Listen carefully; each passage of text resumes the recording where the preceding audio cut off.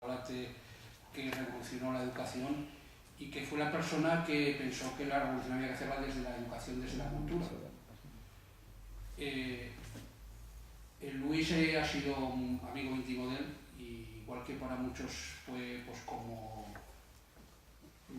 una manera nueva de ver la vida, lo fue en aquellos momentos de analfabetismo de la mayoría. Fijaos un montón de analfabetismo que había desde mitad del siglo XIX,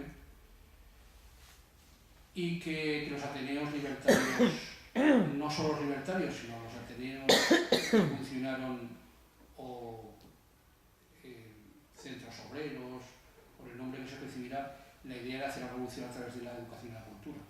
Bueno, pues Luis es la persona que yo conozco que no puede vivir sin haberlo vivido directamente como realmente testigo, con las personas que ha contactado, con lo que ha estudiado, con lo que ha leído, con lo que ha ido recogiendo. Al menos de las personas que yo conozco, es de la que lo puede hablar con mayor intensidad. Para dar una pequeña relación de lo que ocurrió estadísticamente, de los acontecimientos, todo lo que es relacionado con el Ateneo Libertario es algo extraordinariamente fenomenal, por el sentido de que en los Ateneos se encontraba la posibilidad de comunicarse las personas, amigos, de vivencias de todo tipo, ideológicas, donde allí se filtraban toda la clase de temas, donde con armoniosidad llegaban a conclusiones positivas y siempre en una armonía muy importante, porque ese era el paso definitivo, o uno de los pasos definitivos, para llegar a conseguir y contactar tantas cosas que en aquellos momentos se pretendían. Si relacionamos que la época de los Ateneos sugiere entre los años más convulsivos, los años 30, hasta la finalización de la guerra, entonces unas épocas tan duras, tan críticas, en las cuales había una analfabetización tremenda en el país, con un porcentaje muy elevado de analfabetos. Esta situación daba lugar a que las personas era más difícil de poderlas contactar, de poderlas atraer, pero de alguna forma, por mediación de los Ateneos, se pudo conseguir esto. Entonces los Ateneos empiezan con la mayor parte de los pueblos de España, en las ciudades, en los cuales se desarrollaban todo tipo de programas culturales. De alguna forma, esto iba teniendo una evolución permanente, se desarrollaban todo tipo de sugerencias, todo tipo de propuestas, siempre con una alternancia a lo que era relacionado con el movimiento obrero, especialmente anarquista. Lo que está comentando de las escuelas, o sea, el Ateneo era fundamentalmente para adultos, pero montaban escuelas para obreros. Sí, también se desarrolló la enseñanza para adultos. Era un grado de analfabetización tan tremendo que los progresistas pensaban que era el medio por el cual, a base de la cultura y de la preparación educativa en ese sentido, se podría aportar mucho, pero mucho hacia el progreso. La acción trabajadora de engañarlos, manipularlos por mediación de la banca y tantos artífices capitalistas, y de la tarde a la mañana hemos aparecido en la situación que estamos. Tenemos que despertar y tenemos que tomar el ejemplo de aquellas personas que convivieron en aquellos ateneos y por mediación de esas enseñanzas que allí recibían, esas comunicaciones, llegaron a hacer frente a tantas cosas.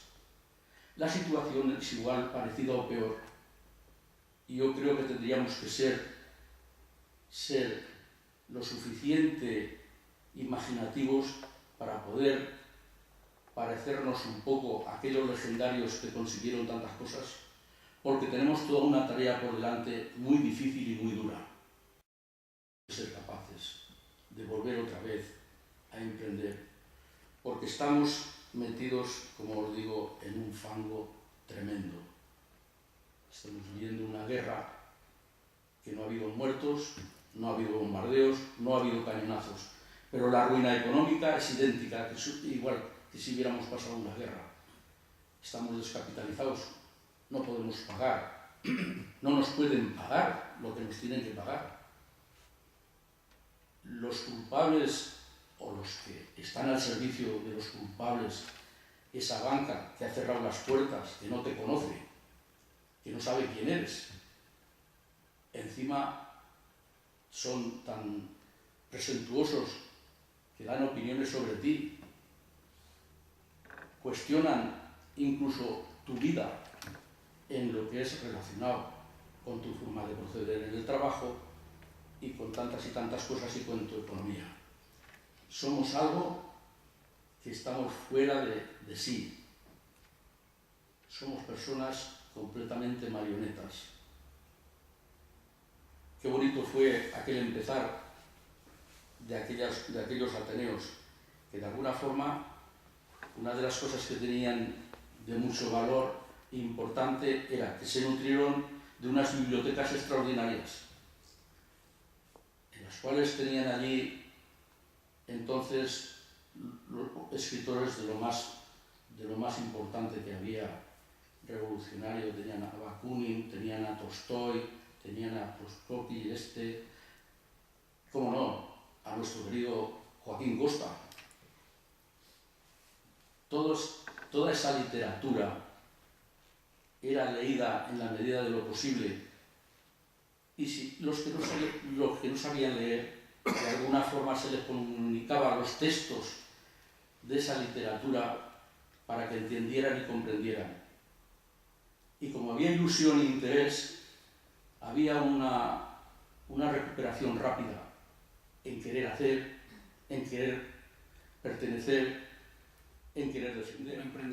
Pero los emprendedores de verdad, porque ha sido un valiente toda su vida, ha probado con un montón de cosas, ha trabajado con animales, en el campo, en la construcción, además de toda esa intelectualidad que veis. Y a pesar de que dice que no ha dicho muchas cosas, yo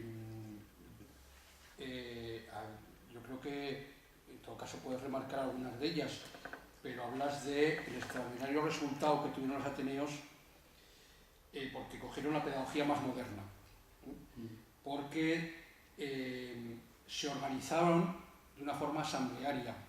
O sea, no miraban solo el adoctrinamiento, que no era lo que pretendían ni mucho menos, sino justo lo contrario.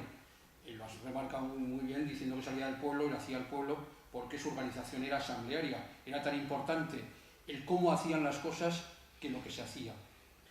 Eran autogestionados, no dependían de nadie. Eso es también algo que me se ha olvidado. Ellos nunca tuvieron que no sé, agradecer nada a ninguna organización, ni a la banca, ni al gobierno, ni a nadie, porque ellos se autoabastecían económicamente. Esto, por ejemplo, a mí me parece valiosísimo. O sea, que hay un grupo de gente que de oye, vamos a coger todos por los cuernos y vamos a hacer, juntarnos unas veces, pues nos juntamos unas veces. Y además, pues con esa valentía, pues aquí nos hemos llamado republicanos, pero llamamos a quien haga falta. Pues bienvenido sea. Y si mañana nos vamos juntos a Huesca, pues iremos mañana a Huesca. Y si es que varitas mágicas no tenemos, cada uno tenemos, y la dureza con la que nos enfrentamos es grande. Es un dragón enorme el que se nos viene encima. Entonces, aumentemos nuestra propia autoestima y donde estemos, en el margen que tengamos, miremos de elevar la de los demás, porque hay gente valiosísima ahora. No podemos conformarnos con que la gente joven no sé qué, que estamos... Porque eso sí nos hunde. Un poco de optimismo y de ganas y de buen humor y llegar donde podamos. Sí, no hay otra. No hay otra.